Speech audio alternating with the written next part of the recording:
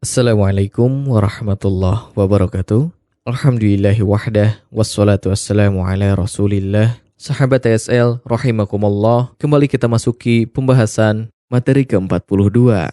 Kitab Awaiqut Talab, karya Abdus Salam bin Barjas, Ali Abdul Karim, bersama Ustadz Abu Haidar Sundawi, hafizahullah.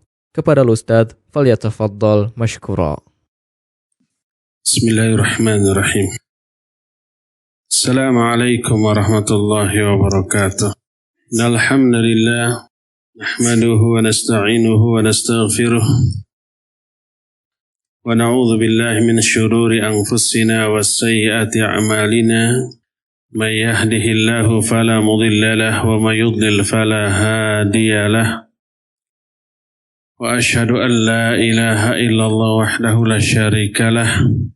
Wa ashhadu anna Muhammadan abduhu wa rasuluh. Ikhwati fillah azani Allah wa iyyakum.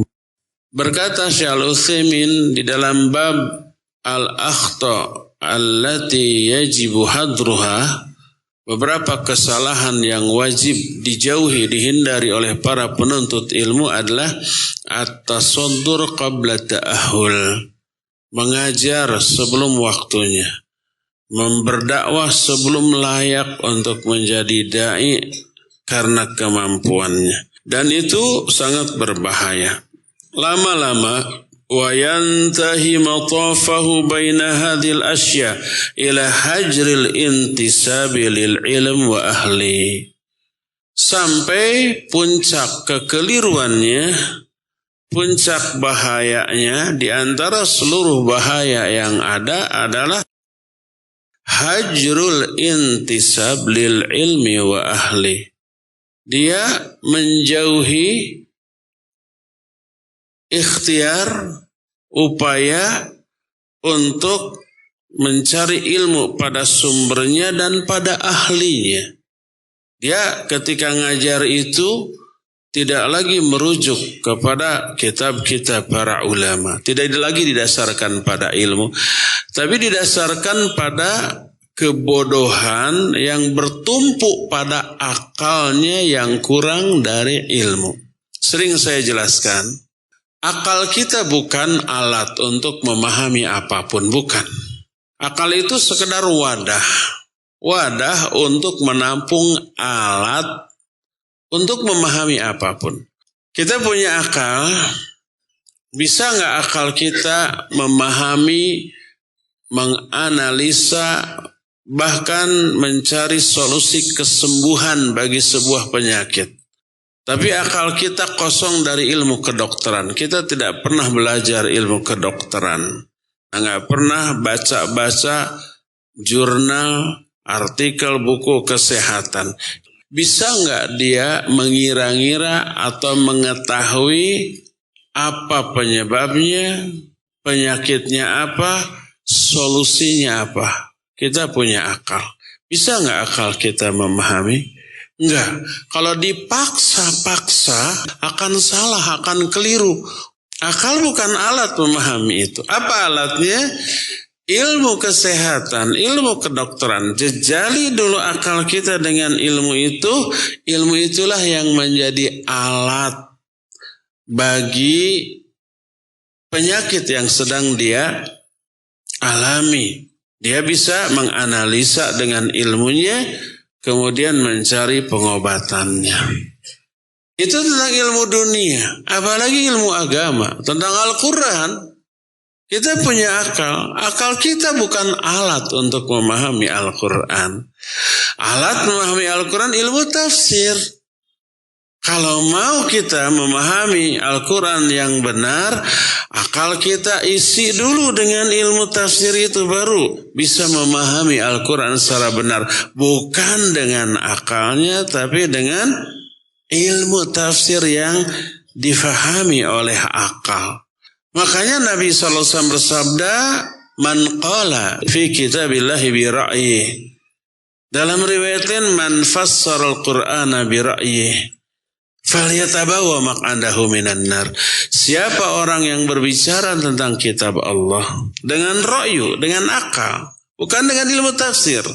Siapa yang menafsirkan Quran dengan ra'yu, Hendaklah dia siap-siap untuk menempati tempat di dalam neraka. Karena itu bukan alat untuk memahami Al-Quran. Jadi ketika orang belajarnya belum seberapa banyak, baru 1-2 tahun, sudah merasa memahami, menguasai apapun, lalu berbicara tentang ayat Allah. Akibatnya penafsiran para ulama tentang ayat itu dia singkirkan, hasil otak dia yang berperan di dalam menafsirkan ayat. Melepaskan diri dari intisab terhadap ilmu dan ahlinya. Makanya jangan heran kalau lahir pendapat yang aneh-aneh dari orang seperti itu. Tapi karena dia umpamanya hafal banyak ayat, hafal banyak hadis, retorikanya bagus, ketika merangkan kepada orang awam kagum tanpa mengetahui kekeliruan dan kesalahannya. Al-Ma'mun pernah berbicara dengan nada mengejek kepada talibul ilm yang seperti itu. Dia berkata, yatlubu ahaduhumul haditha salasata ayyam, thumma yaqul ana min ahlil hadis.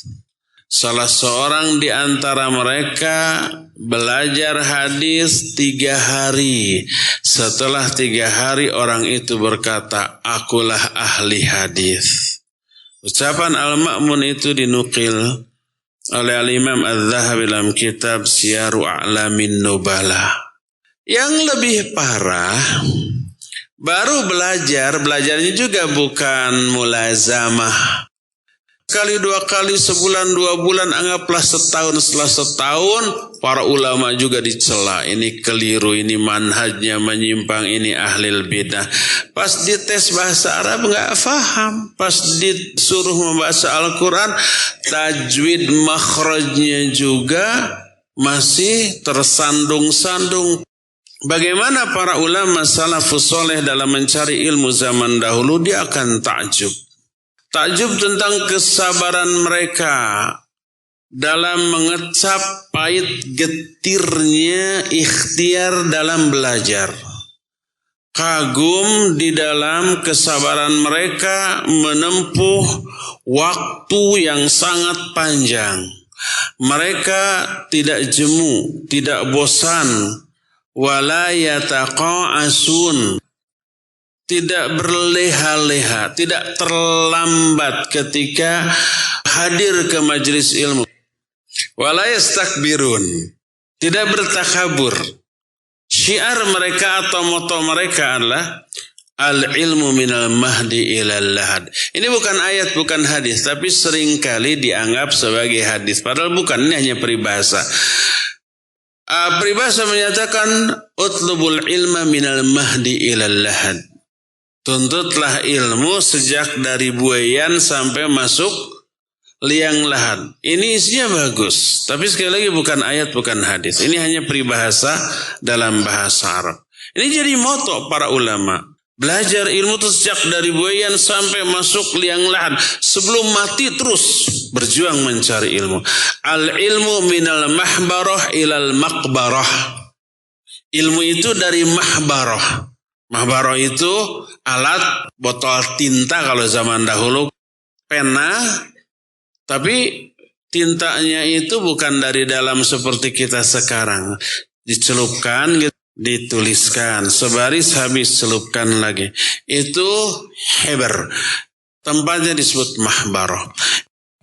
Cukup dulu sampai di sini ikhwah. Wassallallahu ala nabiyina Muhammadin wa ala alihi wasallam. Alhamdulillah, syukran wa jazakumullahu khairan Ustaz. Semoga kita senantiasa diberikan hidayatul taufiq wal irsyad, istiqomah menapaki jalan menuntut ilmu agama. Dan untuk sahabat TSL, jangan lupa mengerjakan tugas dan ujiannya. Wassalamualaikum warahmatullahi wabarakatuh.